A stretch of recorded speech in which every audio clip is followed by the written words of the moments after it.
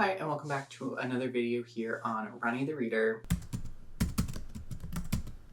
Today we are doing a video, or sort of redoing a video I did just about a year ago or so on the channel when I first was uploading and first created the channel. That is a TBR cart tour.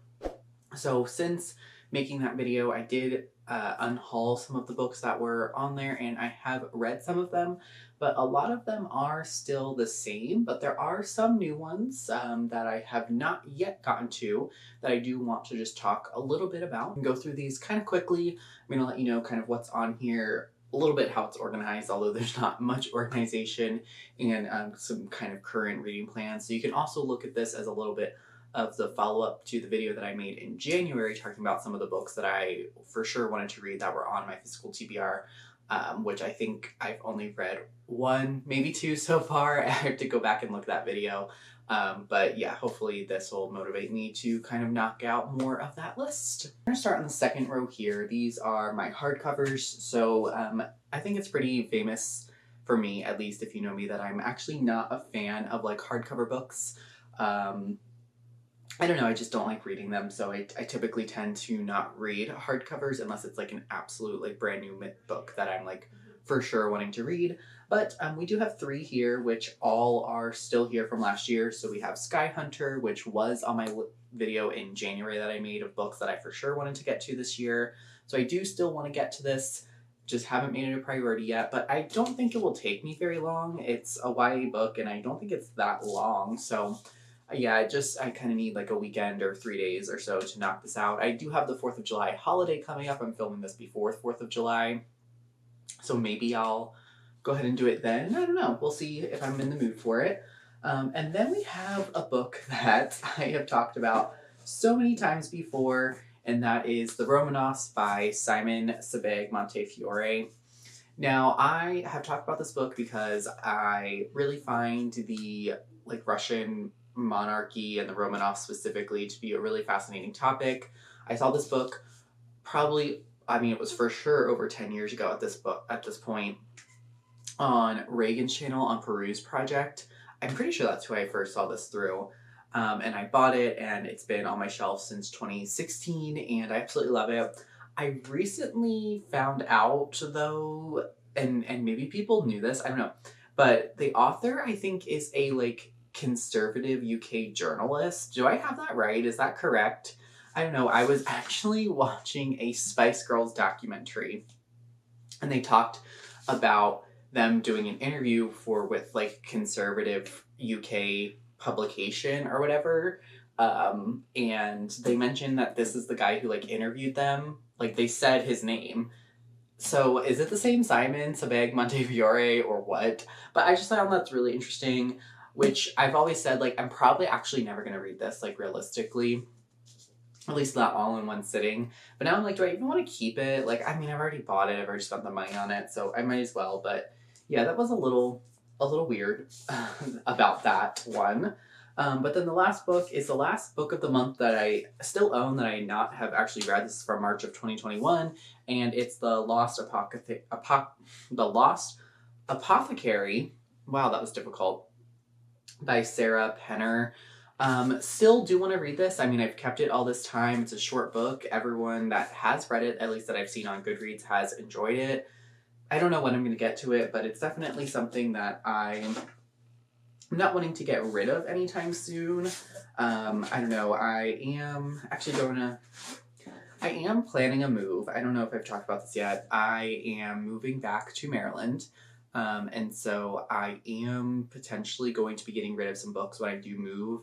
So I'm going to have to really look at the books that I have here and see what I want to take with me, because moving across the country is a lot. Stay tuned for a video potentially documenting that experience. I actually haven't decided if I'm going to make a video about the experience as far as documenting, like vlogging it. I think I might just talk about it and kind of what led up to it and why. But we'll see.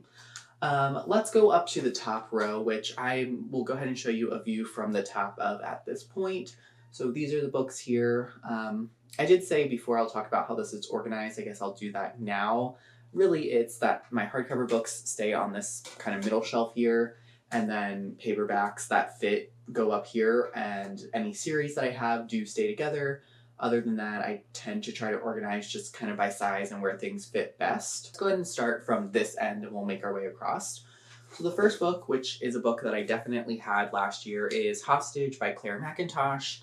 I bought this for my birthday in 2023, and I think it's the only book I kind of bought in that batch of books that I haven't read yet. The next book I have is The Highly Sensitive Person by Elaine Aron. This is a nonfiction book that my father bought for Christmas for me, and this is a book that I've seen a couple of years ago that just kind of talks about people who are a little bit over anxious and get overstimulated. The book originally came out, I think, in the mid-90s. I don't know. I am interested in reading it. I did read some Goodreads reviews after I actually already had it bought as a gift for me. And some of the reviews weren't too kind, so I definitely am still interested in reading it and getting to it. I don't know if it's going to be a priority and if it's going to be all in one sitting, and don't even know if I will mark it on Goodreads when I do actually read it, and I actually don't know how much longer I'm going to have it on the TBR cart. I might just move it to the general shelf, but we will see. I mean, I'm glad to have it, but it's not something that is like a priority for me right now. All right, and then the next book we have is one that I'm pretty interested in, but I actually don't know too much about, and that is A History of Fear by Luc Demoss. I forget when I got this book. I think it was earlier this year in the spring, but it's like a horror thriller mystery book, I believe. I originally heard about it, I think like 2 or 3 years ago from Books and Lala, Kayla over there at Books and Lala. I think it's like a gothic horror thriller set in, I think, London, and I don't even know. I think it's about like a ghost killer or something. I don't know. I don't really know exactly what it's about, but I am interested in it. Hopefully I like it. I am trying to really kind of narrow in on what I actually do like in horror. So hopefully this clears some of that up for me and that I enjoy it. Going to some of these books, over here we have a book that I've had for a bit of a while at this point, and it is The Stone Sky by N.K. Jemisin, the third book in the, is this the Broken Earth trilogy. I read the 5th season and gave it 4 out of 5 stars. I really liked it. I was spoiled on the twist, which I think ultimately took away some of my enjoyment because I kind of knew where the book was heading, and I think that's a really cleverly done twist that is in the book. It definitely kind of changes your perspective on the story as you're reading it, and I think knowing it loses some of the impact of what the story is trying to do and trying to say. Not all of it, but I think at least some of it. And then The Obelisk Gate, I gave 3 out of 5 stars when I read. I think I finished it either like my last book of last year or the first book of this year. And I don't know, I just wasn't into it as much. Fantasies are always a little bit difficult for me to get into in general.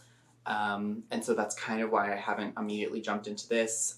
I really thought I was really going to love this trilogy, even though fantasy isn't exactly always for me. And so when I didn't, it's just a little hard. I definitely do want to finish it and at least see how the story ends. All right, and then these next couple of set of books are all by the same author and are ones that I've had for a while. So these two over here are the Dragon Heir and the Wizard Heir by Cindy Williams, Shima, not sure. And then the other 3 are the other 3 books in the Seven Realms series. I'm not going to pick them up because they're actually so heavy. Like, honestly, they are just, still haven't gotten to these, still want to. They are YA. I just don't have anything much to say. And sort of about the other books here that I'll just kind of lean up for you to see. I don't know. These are all the remaining Game of Thrones books. I'll get to them maybe one day eventually, I don't know. But the other 2 books that I have here, I actually do want to spend some time talking about. So let's just move on to those. The first one, actually let's start with this one. The first one is Manhattan Beach by Jennifer Egan. This is an ARC copy that I got from a kind of library book exchange from my old office that I used to work at. And it was on my list, I know, in that January video to read this year, and I still want to get to it. It's like 3rd to 4th on my TBR priority list, so I'm hoping to get to it soon, and I think it's going to be a quick read. I don't know, but we will see. This is about kind of like this, I think, woman when I read it, she was like investigating her father's disappearance, but it's set in like the 1920s or the 1930s during the Great Depression, I think. Somewhere around there. So we'll see, but yeah, I'm intrigued to get to this soon. And then another book that I've recently added that has kind of been everywhere is The Three-Body Problem by Sexton Liu, I think is how you pronounce the Chinese author's name. I actually did start this, but it was while my windshield was getting replaced and I was sitting at a, where did I have that? A Safe Light, I think, is where I went and had my windshield replaced, and I just couldn't get into it. And then I tried to read a couple of chapters, like I tried to get through it, and I just couldn't get into it. It just wasn't the right time or moment for me, but I definitely do want to read this fully soon and get to it, because everyone has been talking about how great it is, and everyone loved the Netflix show that was out earlier this year, so definitely want to get to it. It's been a book that I've been intrigued and interested by for actually a couple of years before kind of it got a lot of hype this year, so I finally kind of bit the bullet and bought it for my birthday this year for myself. And yeah, I definitely want to make sure I try to get to this before the end of the year, but I'm also not in any sort of big rush. It was kind of part of a sci-fi experiment I was doing of a video that actually probably will never come out at this point. I was reading some backlist sci-fi, which I also read for that video,